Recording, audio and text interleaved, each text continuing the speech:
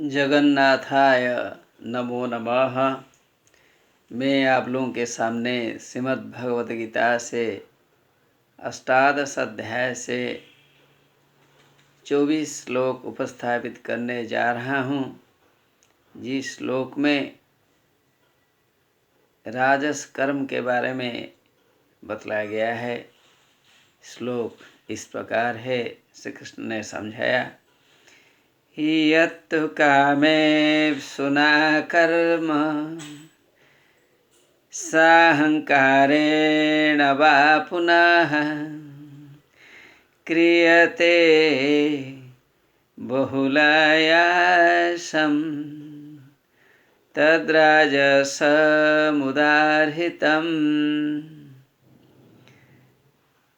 फल को चाहने वाला, Sikar of the result of work, मन में अहंकार, ईगो को रखने वाला आदमी जो काम्य फल को पाने के लिए बहुत श्रम करते हैं,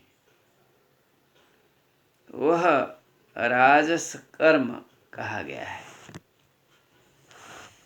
यहाँ कामेप्सु शब्द आया है।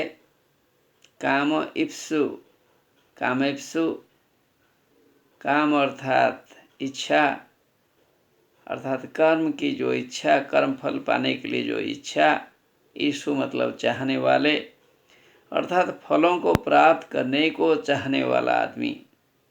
People who want to get the result of action, वे स्वर्ग, पुत्र, पशु इत्यादियों की कामना करते हैं। इन्हें कामेप्सु कहा गया है। फिर अहंकार के बारे में भी बतलाया गया है। अहंकारी आदमी के मन में अहंग भाव होता है, प्राइड होता है, ईगो होता है।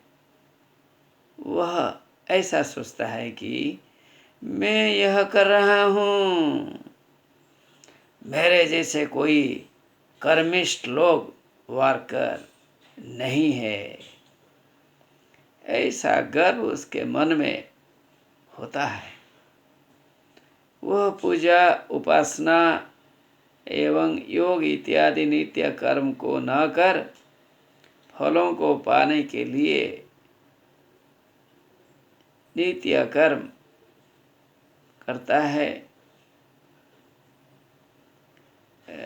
नित्य कर्म तो नहीं है, फलों को प्राप्त करने के लिए काम्य कर्म करता है।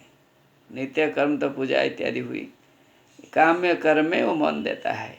अर्थात रोजाना पूजा इत्यादि काम को छोड़कर उनका मन काम्य कर्म में लगा रहता है। फल चाहने वाला, अहंकार करने वाला एवं काम्य कर्म करने वाले लोगों के काम को राजस कर्म कहा गया है। इस राजस कर्म में आपने देखा होगा, इसमें फल पाने की इच्छा है, नंबर 1। नंबर 2, अहंकार भी इसमें है। नंबर 3, वह नित्य कर्म को छोड़कर, पूजा उपासना इत्यादि कर्म को छोड़कर काम्य कर्म में मन देता है। जो काम करने पर तुरंत उन्हें फल मिलेगा, उसी में वो मन को लगाता है। ऐसा कर्म को यहाँ राजस कर्म बतलाया गया है। इसे त्यागना चाहिए। नमो नमः।